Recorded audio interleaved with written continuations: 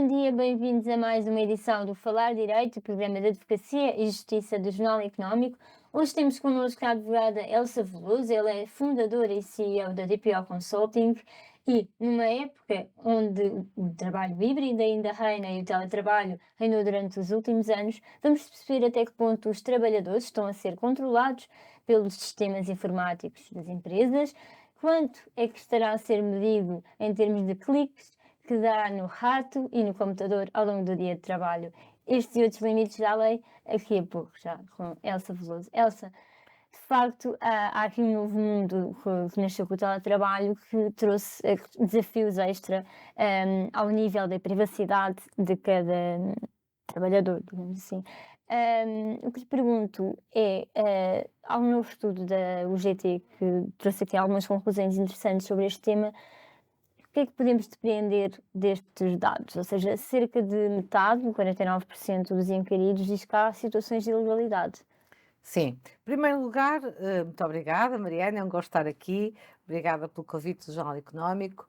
Hum, É importante fazer um enquadramento do teletrabalho. E o teletrabalho é extremamente útil.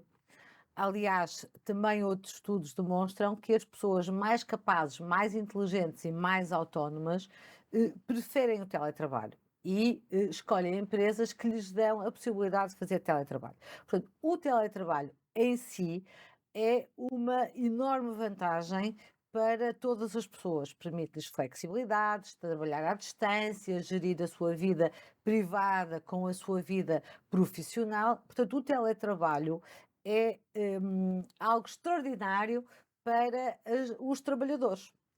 E o que é que acontece? As empresas que são inteligentes permitem teletrabalho e trabalho híbrido. E esse foi o novo paradigma que a pandemia nos trouxe e que eu julgo que vai ser irreversível, porque é uma conquista dos trabalhadores, das pessoas e das pessoas que têm maior autonomia. Em simultâneo com esta grande autonomia para os colaboradores, trabalhadores, as empresas também ganham em produtividade. E o que têm as empresas que fazer é garantir que os seus níveis de produtividade são medidos por outros parâmetros que não só o horário de trabalho. O que está a acontecer nesse estudo, e que já vamos aprofundar, é uma visão de que realmente houve ingerências em 49% das pessoas que fizeram em teletrabalho que se sentiram vigiadas e vigiadas de uma forma invasiva, contrária aos princípios da privacidade, da proteção de dados e, portanto, não admissível. Hum, Aquilo que é importante tirar como ilação é que as empresas têm que fazer um trabalho que para manter a sua direção e controle dos trabalhadores, que decorre do Código de Trabalho e que é absolutamente prioritário e que têm que fazer, porque são elas que dirigem o trabalho, que têm que controlar os resultados, elas vão ter que pensar em novas formas de medir resultados, porque não é admissível, e além disso há um parecer da CNPD nesse sentido, não é admissível este controlo dos trabalhadores, quer através de verificar que telefonemas é que estes trabalhadores fazem, que e-mails é que eles usam, quanto tempo é que estão nas redes sociais e o mais grave de tudo foi efetivamente a exigência que tiveram algumas empresas dos trabalhadores estarem permanentemente com as câmaras ligadas. Isso é uma ingerência abusiva nos direitos dos trabalhadores. Então, o que é que as empresas devem fazer para, de facto, medir aquilo que estão a fazer os trabalhadores e teletrabalhadores, ou seja, a nível de produtividade, sem interferir com essas questões de privacidade? Então, temos duas grandes áreas, não é? A primeira área é do ponto de vista logístico, não é? Daquilo que é de sistemas permitido, é permitido, tal como quando as pessoas têm que cumprir a assiduidade no legal de trabalho, essa mesma assiduidade pode ser medida todos os dias. Isto é, pode-se pedir ao trabalhador ou que numa app diga que começou a trabalhar, e tenho muitas empresas com as quais trabalho e das quais sou DPO que têm efetivamente apps segundo o princípio da responsabilidade, as pessoas dizem que começaram a trabalhar. Há vendedores que não têm que ir às empresas logo de manhã, vão diretamente para clientes. hum, Muito género. Espécie de picar o ponto online. Exatamente, pode-se fazer através de apps, pode-se fazer enviando um e-mail ou ligando o computador e quando. Continua a correr do risco de alguém o fazer e depois não iniciar o trabalho. É assim, eu já trabalhei fisicamente durante muitos anos, tenho muitos anos de trabalho com presença no local de trabalho, e há pessoas que estão viradas para o computador, com os headphones ligados, e nós achamos que estão a responder a e-mails e a produzir, e estão nos chats com os O amigos, problema é estão que a ver. acontece quer no mundo físico, quer digital. Portanto, nós sabemos de muitas empresas que têm trabalhadores que veem filmes e descarregam filmes durante o horário de trabalho, ou que jogam jogos online, ou que estão no Facebook, não tendo uma relação direta com a gestão de redes sociais, Uhum. no seu local de trabalho. Portanto, não é novidade que sempre existiram trabalhadores super exemplares e trabalhadores menos exemplares, não é? Portanto, E que outras soluções à luz da lei podem ser adotadas pelas empresas? e eu Temos essa julgo questão da app. que o mais Uhum. interessante são sempre objetivos de produtividade. Quando as pessoas trabalham para obter resultados e correm para um resultado que ainda por cima tem uma componente variável de compensação, é de tudo o mais aliciante, não é? Tem um trabalho, o trabalho tem um salário base remunerado e depois, face aos objetivos atingidos, aos chamados KPIs, Key Performer Uhum. Indicators, as pessoas têm um bónus extra. Pode ser um dia de férias, pode ser uma hora extra de salário, pode ser um bónus no final do ano, mas, portanto, criar sistemas de incentivos para resultados. As pessoas sentem-se mais motivadas e sentem que confiam nelas, sentem maior empowerment. Nos Estados Unidos, a privacidade é um direito transacionável. Na Europa não é. Na Europa é um direito de personalidade, não é transacionável. O trabalhador, enquanto trabalhador, não deixa de ser um ser humano e a sua privacidade não pode ser restringida pelo facto de estar a trabalhar. E agora pergunto-lhe ao contrário, em que caso é que há essa violação? Quando é que as pessoas estão a ser violadas? Eh, então, se. Além dessa questão das câmaras que mencionámos há pouco, há Muito outras bem, situações. claro que sim, Mariana. Eh, Quando os telefonemas não são anonimizados, isto é, imagina então um jornalista tem as suas fontes e em vez de ter uma fatura com os números confidenciais truncados, tinha todos os seus números em aberto. E a sua entidade patronal podia ver onde estavam as suas fontes, para onde é que ligava, quais eram os seus contactos. Isso é uma intromissão inadmissível na vida de um trabalhador, de um colaborador. Consulta da caixa de e-mails. Não se pode consultar a caixa de e-mails de um trabalhador que está no ativo, mesmo para razões de trabalho. Posso-lhe pedir cópias dos documentos, comprovativo que aquela adjudicação foi feita, mas de um e-mail pessoal não se pode efetivamente ver. E não se pode monitorizar quanto tempo é que um trabalhador em concreto esteve nas redes sociais ou a descarregar filmes. Não se pode. Muito bem. São estes e outros temas que vamos já explorar daqui a pouco, depois de uma pausa de breves segundos.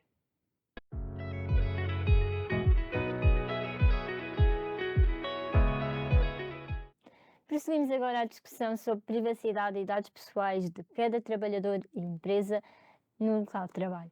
Elsa, há pouco falámos aqui destas questões tecnológicas, trouxeram uma nova dimensão ao que pode ou não ser controlado pelos patrões, digamos assim. Hum, eu pergunto-lhe se acha que este novo paradigma, até do chat GPT, de outros sistemas de inteligência artificial, podem mudar de alguma forma este paradigma ou haver mais ou menos transparência nesse, controle, digamos assim? O ChatGPT tem, a inteligência artificial, Uhum, não é? Porque, neste momento, se formos à net, temos listas imensas de aplicações de inteligência artificial. Temos videovigilância com inteligência artificial, com reconhecimento facial, não é? Portanto, existem muitas formas de aplicação da inteligência artificial. E a inteligência artificial vai efetivamente ter impacto não só nas relações laborais, mas em todas uhum. as nossas relações. Se falarmos, por exemplo, Mariana, de videovigilância e de reconhecimento facial, estamos perante, e se calhar pegando já numa próxima abordagem, estamos perante uma necessidade enorme de rever leis, porque as leis permitem, e a lei portuguesa da videovigilância Uhum. permite, por exemplo, o reconhecimento facial e permite uma videovigilância de toda a espécie, sem limites. Portanto, Por exemplo. por exemplo, pode filmar florestas, ajuntamentos com muitas pessoas, que é um conceito absolutamente indeterminado, parece aquelas manifestações antiga e, portanto, qualquer ajuntamento que possa perturbar a ordem pública. No tempo da PIDE, 4 pessoas já era um ajuntamento que perturbava a ordem pública.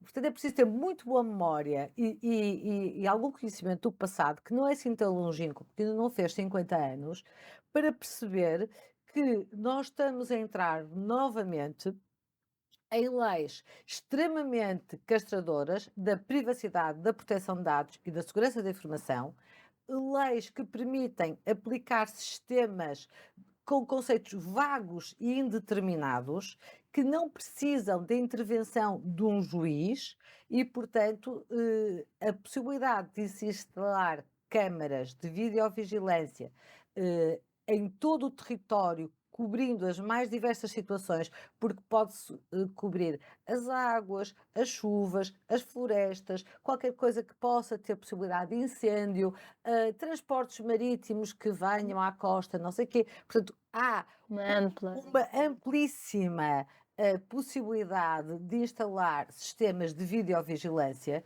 que vieram a coberto da famosa lei das body cams. Quando toda a gente teve que defender, naturalmente, e eu própria também defendi, que a polícia deveria ter body cams, isto é, As câmaras as câmaras na roupa. na roupa que pudessem filmar os eventos, de modo a poder comprovar qual era a situação.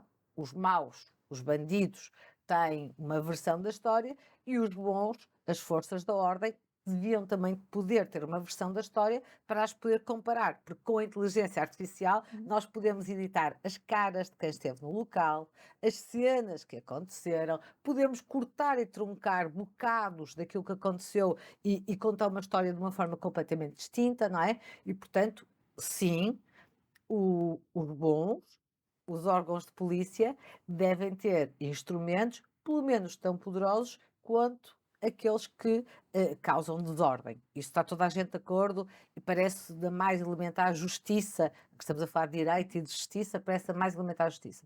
O que não parece da mais elementar justiça é quando, a coberto desse consenso nacional de aprovarmos os body cams, aparece uma lei de videovigilância muito mais ampla, em que nós todos somos suspeitos. E é Então, essa a na grande sua opinião, transição. acha que essa é uma área que devia ser revista, pelo menos um quadro Sim, legislativo que sim. A CNPD pronunciou-se em uhum. relação à lei da videovigilância também. E, E rever-se portanto, nessas recomendações. eu revejo-me em todas as recomendações que têm a defesa intransigente dos direitos fundamentais do ser humano, porque o direito à privacidade é igual ao direito à liberdade e nós não podemos dar a nossa liberdade como uma conquista plena e definitiva, hum, principalmente neste mundo e nestas circunstâncias em que vivemos atualmente, não é? Não podemos de modo algum dizer que a liberdade foi uma conquista. Não, é uma conquista diária e permanente. E, E neste âmbito, que outros diplomas acha que poderiam, sofrer algum tipo de revisão? nós, 2 muito fundamentais, não é? A Lei de Execução Nacional do RGPD. A Lei de Execução Nacional do RGPD foi desaplicada pela CNPD em 9 artigos e, portanto, não faz sentido termos uma Lei de Execução Nacional que não dá segurança jurídica, porque é suposto que uma lei de execução nacional do regulamento, que é a norma suprema do Parlamento e do Conselho, que se aplica direta e imediatamente em todos os Estados-membros, tenha uma lei de execução nacional que a contraria em 9 artigos e que a CNPD tenha dito que estes artigos são para desaplicar. E esta lei não foi revista e, portanto, não há segurança jurídica. Quando um tribunal for julgar um caso em concreto, como é que o vai julgar? De acordo com a lei existente ou de acordo com a recomendação da CNPD? Não é? Portanto, era, Há dúvidas, né? era importante clarificarmos para ficarmos todos alinhados com o que vai ser, que vão ser as decisões futuras, para termos segurança jurídica. E, portanto, relativamente a essa matéria, julgo que era fundamental rever-se a Lei de Execução Nacional. Também a recente Lei 20 de 2019, 21 de 2019, que é a lei que transpõe a Diretiva 681 de 2016, relativa ao PNR, também era importante ser revista, porque estamos a falar de fronteiras, estamos a falar de passageiros e nós não podemos ter sobre todos os passageiros que viajam de avião uma suspeita. Não, não são todos suspeitos, não são todos terroristas, não são todos necessariamente para guardar, vigiar, tratar automaticamente sem nenhum critério. Portanto, não estão respeitadas nessas leis, não estão respeitados nessas leis o princípio nem da minimização dos dados, nem o princípio da conservação, que diz que os dados só devem ser conservados no tempo necessário enquanto são absolutamente imprescindíveis e, portanto, neste caso seria aplicável os 6 meses, a não ser que se demonstre que aquelas Só pessoas... aqui para contextualizar as pessoas, estamos a falar do PNR, falamos do Passenger Name Record, relativo a esta questão dos turistas que aterram. Sim, sim, Não sim, é? sim, sim. E portanto, os passageiros não podem todos, não é, ser suspeitos. E neste momento a lei, do modo como está, transpondo uma diretiva, não responde aos princípios da diretiva e por isso vem o TJUE, o Tribunal de Justiça Europeia, exatamente pronunciar-se contra e pedindo que seja revista esta lei e a CNPD também se pronunciou Ainda nesse este ano. sentido. Sim. E vamos já falar sobre esse supervisor daqui a pouco. Vamos para uma breve pausa, voltamos já.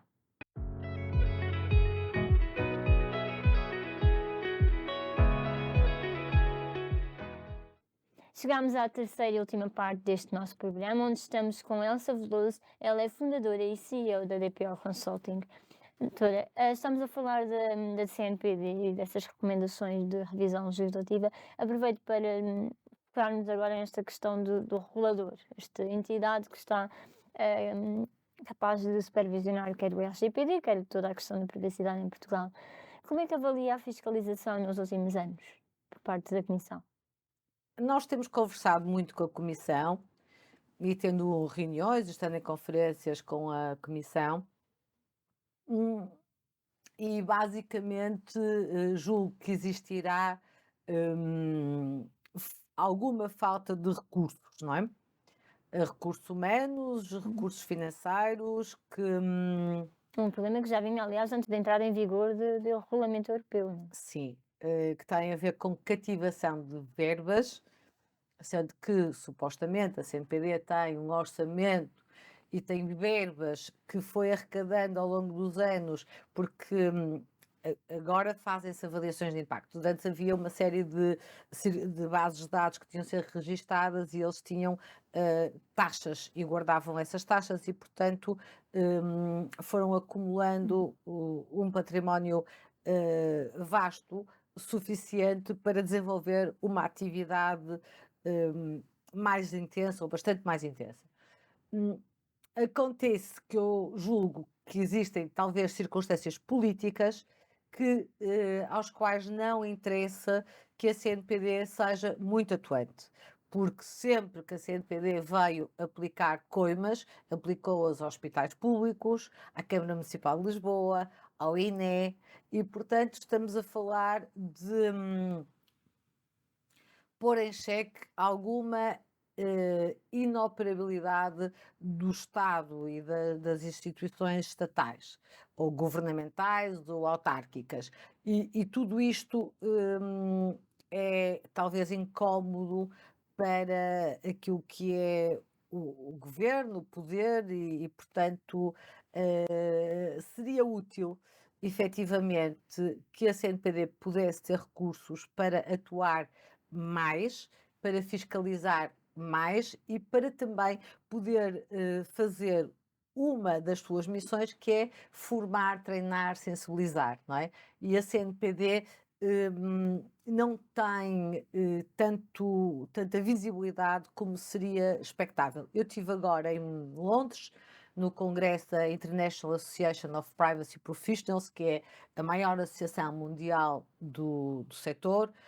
Eu sou certificada sou CIPPE, sou Certified Information Privacy Professional Europe, e nesse congresso a privacidade é levada ao mais alto nível. Os ministros e a Câmara de Lords fez-se representar num congresso em que a privacidade é um fator competitivo do QI face à Europa. Portanto, a dimensão, o scale-up que é dado à privacidade no Reino Unido é uma coisa muito importante, é algo de enorme visibilidade, de fator competitivo medido em milhões de. Acha que a CNPD é posta para trás em comparação com outros reguladores de outros setores por causa das multas que aplica? Eu julgo que não, que eu posso falar do meu regulador, se calhar dos outros reguladores não terei tanta experiência e, portanto, prefiro falar do meu regulador. Eu gostaria de ver o meu regulador com maior visibilidade, eh, como um fator de dinamização económica, porque nós temos algo que se chama o Golden Standard. Nós temos a regulamentação, o Regulamento Geral sobre Proteção de Dados, ou GDPR, é um golden standard. Significa que nós temos a melhor regulação, a que mais protege as pessoas. E nós temos que usar essa regulação que dá confiança às pessoas, que as tranquiliza, como uma vantagem competitiva económica para atrair empresas. E há perspectivas de haver esse reforço de recursos humanos e de meios, também tecnológicos, para a CNPD? O que é que mensagem é passada também nesses encontros que tem? As mensagens são de conjugação de esforços com o European Data Protection Board e com o European Supervisor. O que é que isso tem de grande vantagem? Pronto, há um alinhamento internacional e cada vez os negócios são mais globais. Por exemplo, os clientes da DPO Consulting são clientes globais. Estão em Portugal, mas também estão em França, ou estão em Inglaterra, ou estão nos Estados Unidos, ou estão na Argentina, cada vez mais, ou na Suíça, e portanto, cada vez mais nós funcionamos para os clientes como um ativo, como um valor, independentemente da localização em Portugal, em Espanha ou em França. Estamos na Europa, usamos a regulamentação europeia, temos clientes europeus e, portanto, estamos a fazer a descolar do patamar meramente português ou nacional. E os grandes clientes que se importam com privacidade também são clientes que ou partem de Portugal para o mundo e estão no seu processo de internacionalização e querem fazê-lo bem, de acordo com a lei, ou estão noutros países que vendem para Portugal e uma coima aplicada, pode ser impactado um alemão, um francês ou espanhol, e nesses casos, então, teríamos aqui uma situação muito importante para resolver, com autoridades que aplicam coimas muito grandes e as empresas têm que ter esse cuidado, não é? Portanto, eu acho que esse NPD era importante que tivesse poder, que tivesse recursos, que fosse visível. Até para a competitividade do país. Exatamente, Antes, até porque estamos a terminar, queria falar sobre a questão dos encarregados de proteção de dados, muito esta bem. famosa profissão que ficou também muito mediática no âmbito do RGPD. Como é que acha que tem sido ao longo destes anos? Já vamos a alguns desde que entrou em vigor. Como é que tem sido este trabalho, a função destes profissionais e se estão realmente as empresas a investir neles e a formar? Eu posso garantir que sim. Eu quando comecei em 2016 com a aprovação do regulamento, a focar-me na função de encarregado de proteção de dados, ou DPO as a Service, pensei que pudesse ser algo muito efêmero, que não fosse dada continuidade, mas que era através do treino que fomos fazendo, e eu já treinei mais de 700 DPOs, encarregados de proteção de dados, portanto, já lhes dei formação, treino, e vou acompanhando o percurso. E pela função que tenho nas empresas, eu julgo que foi-se ganhando, as empresas foram ganhando consciência da importância de terem esta área bem tratada, de terem a confiança dos seus clientes, dos seus consumidores, dos seus stakeholders. E também porque as grandes empresas têm que ter tudo isto muito estruturado, porque têm que assinar acordos de proteção de dados, têm que garantir que têm um encarregado de proteção de dados, têm que garantir que os direitos dos titulares dos dados são tratados, que fazem avaliações de impacto, que fazem registros de atividades de tratamento e, portanto, quando se tem que garantir a terceiros por escrito e assinar que se tem tudo isto em ordem e se é auditado, como nós estamos a fazer, nós estamos a auditar já grandes empresas que precisam de ter por escrito alguém que pode assinar, no meu caso, eu posso assinar porque sou CIPP, assinar e dizer que a empresa está em conformidade. E para se assinar e dizer que está em conformidade, tem que se fazer uma auditoria, tem que se verificar, porque também é o nosso bom nome e a reputação que está em causa. Portanto, existe aqui uma cadeia de valor que não é só nacional, mas é porque todas as empresas nacionais com alguma dimensão têm ligações internacionais, há uma cadeia de valor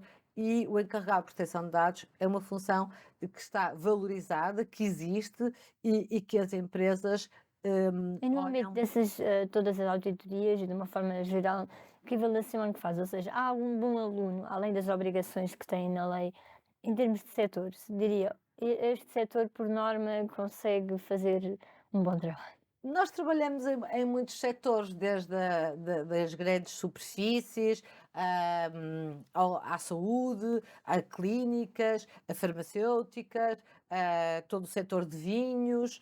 Eh, Existem, como alguém diz, existem empresas que tratam muito bem o tema e que têm muita preocupação desde o início com o tema. Hum, e eu digo sempre que o setor privado faz um esforço maior que o setor público, porque o setor público achou, não sei se julga ainda, que estava especialmente protegido e, portanto, tinha aqueles 3 anos de benesse, que foram um bocadinho contraditórios, e, portanto, o setor privado tem feito um esforço grande. Julgo que tem um nível de maturidade interessante, há muitas empresas com um nível de maturidade interessante, há outras que realmente são críticas, como as multinacionais americanas, são Que muito não tem uma críticas. exigência europeia como as nossas. Obrigada, doutora Elsa, e despedimos assim de mais um programa Falar Direito. Resta-me desejar-lhe uma boa semana e desejar continuar a acompanhar as nossas notícias em jornaleconómico.pt.